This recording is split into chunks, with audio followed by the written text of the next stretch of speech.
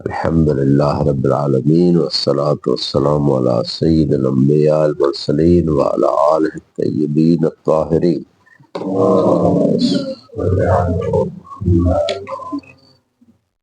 بزدني علما رب اشرح لي صدري ويسر لي أمري واحلل عقدة من لساني يفقه قولي. استغفر الله ربي وأتوب إليه. لا حول ولا قوة الا باللہ العلی العظیم. ہماری بات چل رہی تھی کہ جس طرح عبادات کے الفاظ عام کے لیے وضع نہیں ہوئے بلکہ صحیح کے لیے وضع ہوئے، اسی طرح معاملات کے الفاظ جیسے بیع ہے، نکاح ہے، طلاق ہے، اجارہ ہے اور جو ہے، کیا یہ عام من الصحیح والفاسد دونوں کے لیے وضع ہوئے یا صرف صحیح کے لیے وضع ہوئے؟ یہ ہے ہماری بات. یہاں پہ اب پہلا نقطہ تو یہ بیان کیا گیا کہ یا بحث مسبب میں ہوگی یا سبب میں. بیع وغیرہ کا مسبب ملکیت ہے، نکاح کا مسبب ان کا زوجیہ ہے. تو یہ کیا یہ الفاظ معاملات جو ہے یہ مسبب کے لیے وضع ہوئے یا سبب کے لیے؟ یہ بات انہوں نے کہا اگر مسبب کے لیے وضع ہوئے ہم بات کریں تو پھر یہ بات صحیح فاسد کی یہاں قضیہ سالبہ بنت فاعل موضوع ہے، کیونکہ ملکیت صحیح اور فاسد نہیں ہوتی. ملکیت جو مسبب ہے، بیع سے بیع سبب ہے، ٹھیک ہے نا، عقد سبب ہے اور ملکیت مسبب ہے. تو ملکیت صحیح اور فاسد نہیں ہوتی، ملکیت یا موجود ہوتی ہے یا معدوم ہوتی، یا وہ ملکیت ہے یا نہیں ہے. ہاں یہ نہیں ہے، ٹھیک ہے. تو یہاں پہ یعنی وجود اور عدم کے درمیان مطلب دا ہے. تو یہاں پہ جو بات کر رہے ہیں کہ مسبب کی بنیاد پہ تو یہ بات محل نزاع ہی نہیں ہے، ملکیت صحیح فاسد نہیں ہوتی. ایک اور منازع ہے یہاں اضافی، وہ یہ ہے کہ آپ کہہ رہے ہیں کہ اگر بیع کا معنی مسبب ہے تو پھر یہ نزاع نہیں ہوگا. یا ہم کہہ رہے ہیں کہ بیع کا معنی مسبب ہے ہی نہیں، نہ عرفاً نہ شرعاً، ٹھیک ہے نا. بیع کا معنی کسی لغت میں بھی نہ شریعت میں بیع کا معنی ملکیت نہیں قرار دیا. بیع ایک عقد ہے، ٹھیک ہے، جو دو طرفوں کے درمیان ہوتا ہے اور کسی مال پہ ہوتا ہے، دونوں طرفوں کے درمیان، ٹھیک ہے. تو مبادلہ تو مال میں مال جیسے کہ تعریف کی گئی، ٹھیک ہے. تو یہ تبادلہ ہوتا ہے مال کا مال کے ساتھ کسی عقد کے ساتھ. تو ملکیت تو عقد نہیں ہے، ملکیت تو اثر مرتب ہے اس عقد کے اوپر، ٹھیک ہو گیا. تو یہ تو بات یعنی ویسے ہی اس کو کرنا بھی ٹھیک نہیں ہے، کیونکہ بیع ملکیت کا نام نہیں، ملکیت اثر ہے بیع کا. اچھا جی، اب آتے ہیں سبب. یعنی بیع وغیرہ جو ہے معاملات جتنے بھی ہیں وہ مسبب کا نام نہیں ہے بلکہ سبب کا نام. اب وہ بیع سبب ہے کیا؟ بیع کا صحیح معنی کیا ہے؟ اگر وہ چیزیں نہیں ہوں گی صحیح میں تو وہ فاسد ہو جائے.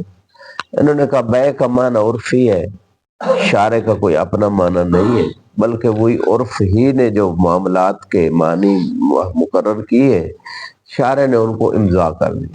شارع کی کوئی تاسیس نہیں ہے ان معنی کے لیے، بلکہ انہی معانی عرفیہ کا امضا ہے.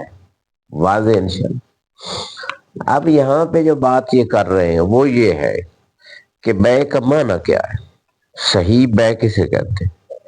انہوں نے کہا صحیح بیع سبب ہے، تام ہے، صحیح ہے، مؤثر ہے. یعنی صحیح بیع میں یہ چار چیزیں ہونی چاہیے.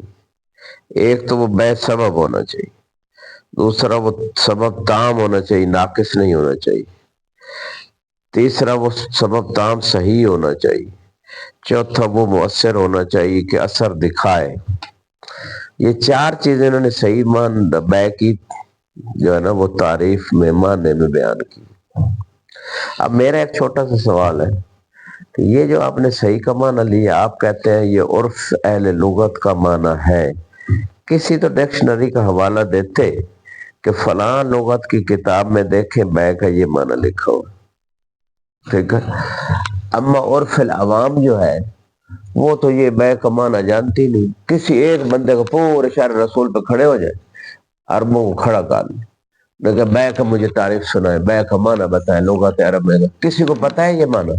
सबब, ताम, सही, बस।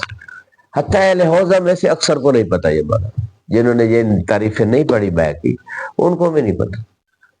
तो आप कह रहे हैं कि ये जो लुग़वी माना है उर्फी माना है, ठीक है।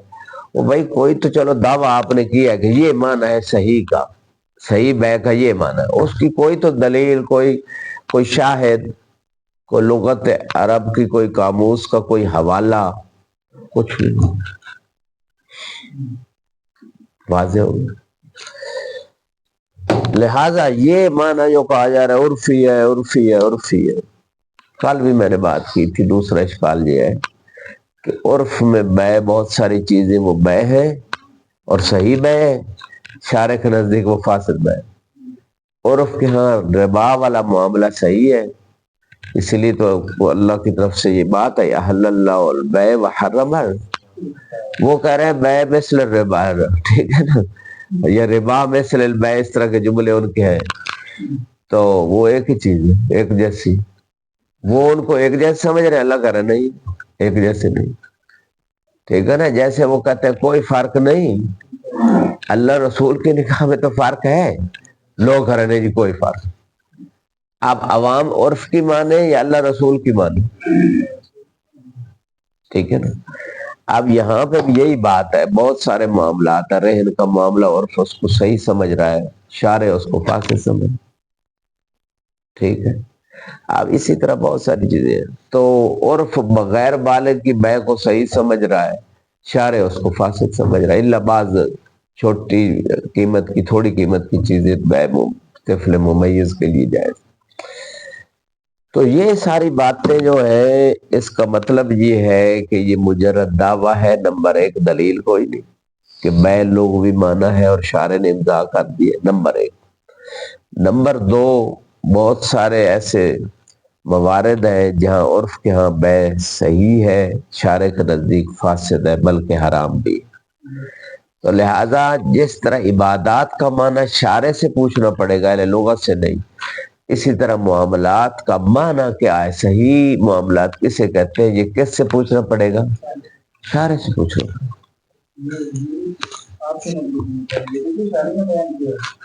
क्या अपना शारे ने बयान किया, शारे ने बयान क्या, कुछ पता नहीं वह शरा क्या होती। अंबिया पहले आए, उन्होंने लोगों को सारी चीजें बताई, ठीक है ना। निकाह होना है नहीं, निकाह का तस्वुर किसी के ज़हन में नहीं, अगर शारे न बताए, अल्लाह न बताए। हत्ता आदम को नहीं पता था कि निकाह क्या है या हक महर क्या है। जब निकाह हुआ आदम का, अल्लाह ने कहा पहले निकाह होगा, फिर हक महर आपको देना होगी। वो हक महर क्या है बताया या नहीं सारा कुछ। तो मतलब कहने का मेरा सारा यही है कि ये चीजें उर्फ को कहाँ से समझ, उर्फ तो जाहिल पैदा होते हैं।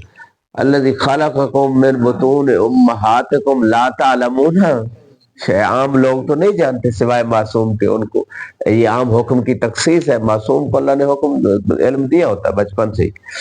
अच्छा, अब यहाँ पे जो है बात ये हो रही है कि भाई ये सारी बातें जो आप लोगों ने की है समझ से बाहर है, दलाइल नहीं है आप लोगों के पास, हमारे पास दलाइल है। इन मफाहिम को उर्फ नहीं समझ सकता, ठीक है। ये जहलियत के ज़माने में बैश, शरा, निकाह वगैरह ये थे, लेकिन बिगड़े हुए मफहूम थे। उन्होंने जैसे शरीयतें बदल दी पिछली उम्मतों ने, इसी तरह मामलात के मानी भी बदल दिए, उनकी शराइत बदल दी। शारे कौन सा मामला सही कह रहा है, कौन सा बातिल कह रहा है, इशारे से पूछना पड़ेगा।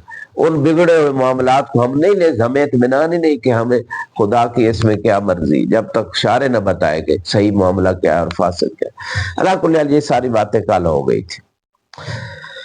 اچھا جی، اب یہاں پہ ایک آخری اشکال اور تطبیق کی طرف آتے ہیں، وہ یہ ہے مصنف کہہ رہے عرف اور شارع کا معنی بے ایک ہے، اور فرق اتنا ہے کہ عرف بلوغ کو جو ہے وہ بے کی تاثیر میں شرط قرار نہیں دے رہا، اور شارع جو ہے وہ اس کے خارج میں بے کے معاملے کے تحقق میں بلوغ کو یعنی ایز اے شرط محقق البے محصل البے، یعنی بلوغ جو ہے یہ شارع کے نزدیک بے کے تحقیق اور تحصیل میں خارج میں ضروری ہے، عرف کے ہاں ضروری نہیں۔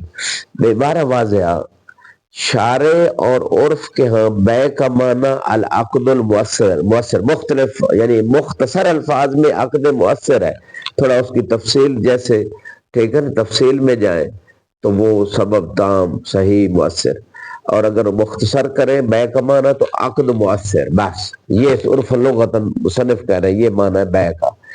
اچھا یہ جو معنی ہے اس میں اور عرف میں اور شارع کے معنی میں فرق، کا معنی ایک ہے، بس خارج میں اس عقد کی تحصیل عقد بے کی تحصیل اور اس کے اثر کے لیے اور تحقیق کے لیے بلوغ شرط ہے۔ شارع نے یہ بات اضافہ کر دی، اب اس عرف کو پتہ نہیں تھا، عرف اس چیز اس سے جاہل تھا یا جو ہے نا وہ نابلد تھا، یہ فرق ہے۔ اب میرا ملاحظہ سنیے غور کیجیے، ایک طرف آپ کہہ رہے ہیں کہ شارع اور دوسرا کون ہے عرف، دونوں کے ہاں بے کا معنی کیا ہے عقد مؤثر، ایک ہے اور وہ عقد مؤثر ہے، بس شارع نے کہا کہ بلوغ محقق و محصل العقد ہے۔ مجھے بتائیں الفاظ کے بدل دینے سے حقائق بدلتے بعض اوقات نہیں ہے۔ ایک طرف آپ کہہ رہے ہیں کہ بلوغ نہ ہو تو شارع اور عرف دونوں کہہ رہے ہیں کہ عقد بے مؤثر ہے، دوسری طرف کہہ رہے ہیں کہ عقد متحقق ہوتا ہی نہیں ہے، عقد بے مؤثر اپنا اس کی تاثیر ہوتی نہیں ہے، وہ حاصل ہوتے نہیں جب تک وہ بندہ بالغ نہ ہو عقد کر لے، تو اس کا مطلب بلوغ مؤثر ہے عقد کے تحقق میں تحصیل میں، ٹھیک ہے، اور دوسری طرف آپ یہ کہہ رہے ہیں کہ عقد مؤثر تو وہ لوگ اس میں دخل نہیں، یعنی یہ تنافی لازم آ رہی۔ ایک طرف شارع اور عرف دونوں کہہ رہے عقد مؤثر بے کا نام ہے، بس تحقیق و تحصیل میں بلوغ کا دخل، بھائی تحقیق و تحصیل ہوگی تو تاثیر ظاہر ہوگی، ایک عقد بے کا تحقق ہی نہیں ہوا، حاصل ہی نہیں ہوا تو اثر ملکیت کیسے ظاہر ہو؟ تو اس کا مطلب ہے یہ لفظ محقق محصل بدلنے سے حقیقت نہیں بدلتی، یہ بلوغ جو ہے جس طرح تحقیق و تحصیل عقد میں اس کا دخل ہے، اسی طرح تو یہ مؤثر بھی ہے، یعنی تاثیر عقد و ملکیت کے حصول میں بھی بلوغ کا دخل ہے۔ تو فرق ہو گیا، نتیجہ یہ نکلا کہ عرف اور شارع کے صحیح عقد بے میں معنی میں ہی فرق ہو گیا، نہ کہ معنی ایک اور فقط خارج میں تحصیل و تحقیق کے لیے کچھ شرط۔ اب دیکھتے ہیں عبارت کو، ٹھیک ہے نا، جو کل اخذ کی تھی۔ یا اللہ، بقیہ امور الاول ان اسامی المعاملات، جیسے بے ہے، نکاح ہے، جار ہے، ان کانت موضوعاتن، کانت کی ضمیر کدھر گئی؟ نہیں، اسامی المعاملات، ان کانت یعنی اسامی المحیہ ضمیر اسامی المعاملات کی طرف جاری، ان کانت موضوع، اگر یہ معاملات کے نام موضوع ہوئے ہیں کس کے لیے؟ للمسببات، یعنی بے کا مسبب کیا ہے؟ ملکیت۔ اگر ہم کہیں بے وضع ہوا ہے ملکیت کے لیے، فلا مجال للنزاع، پھر تو یہ محل اختلاف علماء میں آ ہی نہیں سکتا۔ فی کون ہا کی ضمیر کدھر گئی؟ اسامی المعاملات، موضوع لصحیح اور للعام، یعنی یہ پھر محل نزاع ہی ختم ہو گیا، اس قضیہ سالبہ میں انتفاع موضوع ہو گیا کہ وضع عام ہے کے لیے یا صحیح کے لیے فقط ہے، جب اگر ہم کہیں کہ یہ الفاظ معاملات نام ہے مسببات کے، لیکن میں نے تھوڑی دیر پہلے کہا کہ یہ عقد بے نکاح مسبب کا نام نہیں، سبب کا نام ہے۔ پتہ نہیں کون کہہ رہا ہے یہ مسبب کا نام ہے؟ کسی نہ عرف نہ شارع نے ملکیت کو بے نہیں کہا، کسی نے وہ تعلق زوجیت قائم ہونے کو انکاہ تو مثلا بموکلتی علی المہر المعلوم، بموکلی علی المہر المعلوم، تو انکاہ تو یزوج تو موکلتی بموکلی علی المہر المعلوم، تو یہ جو عقد ہے یہ عقد نکاح اور چیز ہے اور اس پہ اثر مرتب ہونا ان کا زوجیہ اور ہے۔ علی کل حال تو اب یہاں پہ کہہ رہے ہیں لعدم اتصافها لعدم اتصاف المسببات بہما کی ضمیر کدھر گئی؟ بالصحیح والفاسد، کہ مسبب جو ملکیت ہے وہ صحیح اور فاسد نہیں ہوتی نا۔ مسبب جو ہے نا، اگر بے کا نام مسبب ہے سبب نہیں ہے تو پھر یہ مسبب صحیح فاسد نہیں ہوتا۔ سبب یعنی زوجیت یا ملکیت یہ صحیح فاسد نہیں ہوتا، یا وہ ہے یا وہ نہیں ہے۔ کما لا یخفا بل بالوجود تارہ و بالعدم اخرى، یعنی یہ جو مسبب ہوتا ہے یہ متصف ہوتا ہے وجود یا موجود ہے یا معدوم ہے، یعنی ملکیت یا موجود ہے یا معدوم ہے، زوجیت موجود ہے یا معدوم ہے، صحیح فاسد نہیں ہے بلکہ موجود ہے یا معدوم ہے۔ وَأَمَّا إِنْ كَانَتْ کی ضمیر پھر کدھر گئی؟ سامی المعاملات موضوعاً للاسباب، اگر یہ موضوع ہے اسباب کے لیے۔ یہاں پہ ایک سوال ہے مصنف سے کہ بھائی اگر مگر پہ بات چل رہی ہے آپ اپنا نظریہ تو بتائیں کہ کس کے لیے موضوع ہے یہ الفاظ معاملات، سبب کے لیے یا موضوع مسبب کے لیے، بتانا ضروری۔ چلو جی، اگر یہ موضوع ہے مسبب، ابھی تک یہ نہیں پتا کہ موضوع کس کے لیے ہے تو پھر معنی کی تعدید کیسے ہوگی؟ پہلے پتہ تو ہو کہ جناب والا زید کا نام اس معنی یعنی اس شخص کے لیے وضع کیا گیا، تو پھر اس شخص کا معنی بھی پتہ چل جائے۔ نہیں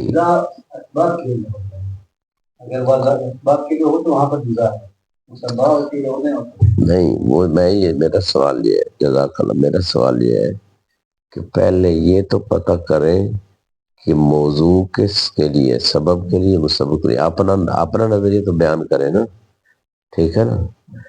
تو اپنا نظریہ بیان کریں گے تو پھر آگے بات چلے گی۔ یہ کتاب مصنف اپنے نظریات بھی یہاں دیتے ہیں نا، ٹھیک ہے نا، دوسروں کے نظریات کو رد کرتے ہیں۔ جی، اگر یہ واضح ہوئے ہے الفاظ معاملہ اسباب کے لیے یعنی نفس عقد بے کے لیے، نفس عقد نکاح، فالنزاع فیہ مجالون، پھر مجال ہے کہ یہ عقد فاسد ہے یا عقد صحیح ہے، یہ سبب فاسد ہے یہ سبب صحیح ہے، ٹھیک ہو گیا۔ لکنہ لا یبعد دعوی کون اسامی المعاملات موضوعۃ لصحیح ایضا، لیکن بعید نہیں ہے کہ یہ معاملات کے نام وضع ہوئے کس کے لیے؟ صحیح کے لیے۔ ایضاً کا عبادات میں صحیح کے لیے الفاظ وضع ہوئے تھے، اسی طرح معاملات میں بھی۔ اچھا، یہاں میرا ایک ملاحظہ ہے کلمت لا یبعد پہ، کلمت لا یبعد، غور کیجیے، وہ یہ ہے لا یبعد، وہ بندہ کہتا ہے جو مطمئن نہ ہو، بعید نہیں ہے آج بارش ہو، بعید نہیں آج طالب علم آئے کہ رائے بارش کی وجہ سے یہ کم ہے، مطمئن نہیں، اس کو اطمینان یا یقین یا وہ نہیں ہے، لا یبعد بعید۔ یہ تعبیر جو ہے خود ذوق عقیدہ کی طرف اشارہ کر رہی ہے۔ او بھائی، جب آپ کا نظریہ یہی ہے کہ آپ کہتے ہیں کہ جس طرح صحیح کے لیے معاملات میں، جس طرح عبادات میں صحیح کے لیے وضع ہوئے، معاملات میں بھی صحیح کے لیے وضع ہوئے، تو جب نظریہ یہ تو آپ سیدھا کہیں لا یبعد کی بجائے کہیں کہ یہ الفاظ عبادات کی طرح وضع ہوئے ہیں، وضع ہوئے ہیں صحیح کے لیے، نہ کہ عام کے لیے۔ تو لا یبد کی تعبیر تھوڑا آپ کے دعوے کو کمزور اور مشکوک اور مظنون کر دیتی. وَأَنَّ الْمَوْضُوع لَهُ یعنی الفاظ معاملات میں موضوع لہو کیا ہے؟ هو العقد المؤثر. اس میں موضوع معنی موضوع عقد المؤثر ہے. لِأَثَرٍ قضا شرعًا وعرفًا یعنی معاملے کا جو بھی معاملہ بے ہے، چاہے جارہ ہے چاہے نکاح ہے، اس کا معنی یہ موضوع یہ ہے کہ عقد مؤثر لے اثر، ایسا عقد جو مؤثر ہو کسی اثر کے لیے، شرعن اور عرفن دونوں میں تاثیر دکھائے. یہ نہیں کہ فقط عرفن مؤثر ہو یا شرعن مؤثر ہو. ٹھیک ہے. اب یہاں پہ میرا ایک اشکال اور آ گیا عبارت پہ، کلمت شرعن پہ. آپ نے خود کہا ہے، ابھی آگے بھی عبارت آئے گی کہ شارع معاملات میں مؤسس نہیں ہے، ممضی ہے. یعنی جو عرف نے معنی معاملات کے دیے ہیں انہی معاملات کا امضا کر رہے ہیں. شارع کا کام تاسیس ان معنی کی نئے معنی دینا نہیں ہے، وہی معنی ہے جو عرف میں. تو پھر عقد مؤثر ہو، جب آپ کہہ رہے عقد کا معنی ہے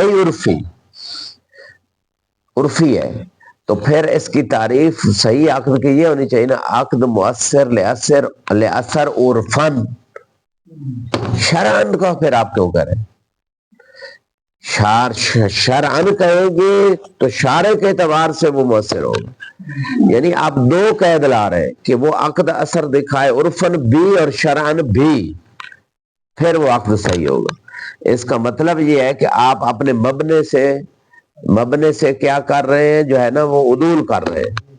کیسے مبنی آپ کا یہ ہے کہ یہ تو معنی عرف دیے شارع کا بس کوئی دخل نہیں سوائے امضا کے، اور یہ تعریف جو آپ کر رہے ہیں اس سے پتہ چل رہا ہے کہ شارع کا بھی دخل ہے عقد کے صحیح ہونے میں، شارع کا بھی دخل ہے عقد کے صحیح ہونے میں، کہ وہ عقد مؤثر ہو کسی اثر کے لیے، عقد وہ جو ہے نا وہ مؤثر ہو کسی اثر کے لیے. اور وہ عقد مؤثر تب ہوگا جب شرعن اور عرفن دونوں صورتوں میں وہ مؤثر ہو، دونوں کے اجتماع سے مؤثر ہو. حالانکہ فقط عرف کے اعتبار سے ہونا چاہیے آپ کے مبنے کے مطابق. ٹھیک ہے. اور جو میں سمجھ رہا ہوں عقد مؤثر ہونا چاہیے لے اثر شرعن فقط، لا عرفن ولا شرعن و عرفن. واضح ہو گئے شیخم؟ واضح ہو گئے؟ اب غور کیجیے گا شیخ نا، واضح ہوئی بات. یعنی یہ معاملات بھی اس کا معنی صحیح شارع بتائے گا. عقد مؤثر شرعن ہو، عرفن تو بہت سارے عقد ربوی بھی مؤثر ہیں، شارع کے نزدیک مؤثر ہی نہیں، اور شرعن اور عرفن بھی ٹھیک نہیں ہے کہ دونوں کہیں. تو پھر یہ تو آپ کا مبنی نہیں. آپ تو کہہ رہے ہیں کہ شارع کا کوئی دخل نہیں ہے، شارع فقط امضا کر رہے ہیں، عرف جو کہے گا صحیح وہی صحیح ہے، اور پھر شریعت کو بھی شارع کو بھی ساتھ لا رہے ہیں. واضح ہو گیا؟ اشکال نہیں واضح ہوا؟ اچھا جی آگے دیکھیے گا. والاختلاف بین الشرع والعرف، شرع اور عرف میں اختلاف کا ہے. فیما یعتبر، ٹھیک ہے، فیما یعتبر فی تاثیر العقد. ہاں یعنی عقد کی تاثیر میں کس چیز کا اعتبار، بلوغ کا اعتبار ہے یا نہیں ہے؟ عرف کہتا ہے بلوغ کا اعتبار نہیں ہے، اور شارع کہتا ہے بلوغ کا عقد کی تاثیر یعنی ملکیت ہونے میں ہذا اعتبار ہے. اس میں اختلاف ہے. یعنی ٹھیک ہے نا، کہنا یہ چاہتے ہیں کہ یہاں پہ جس چیز کا اعتبار تاثیر میں ہے اس میں اختلاف ہے. جی جی اچھا، یہ جو عبارت ہے اختلاف بین الشرع والعرف فیما یعتبر فی تاثیر العقد، پیچھے کہہ رہے ہیں کہ عقد مؤثر جو عرفن ہے نا وہی شرعن ہے، معنی میں کوئی فرق نہیں. عقد مؤثر لے اثر، ٹھیک ہے، عقد مؤثر ہوتا لے اثر. تو جب عقد ہوتا ہے تو یہ شارع کے نزدیک بلوغ بھی شرط ہے عقد کی تاثیر میں. ادھر آپ کہہ رہے ہیں کہ عقد ہی مؤثر ہے دونوں کے نزدیک. بس عقد اگر دونوں شارع اور عرف کے نزدیک دونوں میں بس عقد مؤثر ہے ملکیت کا اثر دکھانے میں، تو پھر بلوغ والی شرط کیوں لا رہے ہیں؟ تو جب بلوغ والی شرط شارع کے نزدیک لا رہے ہیں وہ ملکیت کا اثر دکھانے میں، تو اس کا مطلب ہے کہ وہ عقد مؤثر نہیں ہے. عقد کیا مؤثر نہیں ہے شارع کے نزدیک.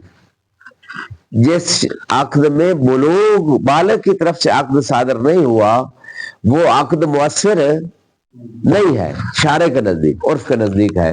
تو اس بات کے بعد نتیجہ نکلا کہ عرف کے نزدیک عقد صحیح کا اور معنی ہے، شارع کے نزدیک عقد صحیح کا اور معنی ہے.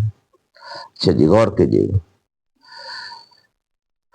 کیا کہتے ہیں یہ اختلاف جو عقد کی تاثیر میں جس چیز کے اعتبار ہے بلوغ کا شارع کے نزدیک عرف کا نزدیک ہے، اس کے اختلاف شارع اور عرف کے درمیان اختلاف سے لا یوجب الاختلاف بینہما فی المعنی. معنی العقد صحیح میں دونوں شارع اور عرف کے درمیان جو ہے نا وہ اختلاف نہیں ہوگا معنی میں. بس عقد کے تاثیر میں کس چیز کا دخل ہے یا اعتبار ہے یا نہیں اس میں اختلاف ہے. بھائی یہ کان ادھر کی بجائے ادھر سے پکڑنے والی بات ہے، اوپر سے گھوم گیا. جب اثر ایک چیز شارع کے نزدیک مؤثر ہے عقد صحیح میں، دوسرے کے عرف کے نزدیک نہیں ہے بلوغ، تو معنی میں فرق آ گیا. آپ کہتے ہیں معنی میں فرق نہیں ہے. یہ بات عجیب و غریب ہے، یہ بات عجیب و غریب ہے. تو ہم کہہ رہے ہیں کہ اختلاف عرف اور شارع میں معنی معاملہ صحیح معاملے کے معنی میں اختلاف ہے، کیونکہ آپ معاملے کی تعریف صحیح معاملے کی تعریف کیا کر رہے ہیں؟ عقد مؤثر. ٹھیک ہے، شارع کہہ رہا بلوغ کے بعد بلوغ کے بغیر عقد مؤثر ہی نہیں، اثر ملکیت نہیں دکھاتا. جب شارع یہ کہہ رہے ہیں تو معنی ایک تو نہ ہوا، اور عرف کہہ رہا ہے بلوغ کی کوئی شرط نہیں، تو معنی ایک نہیں ہوا. عقد صحیح کا معنی کیا انہوں نے کیا ہے؟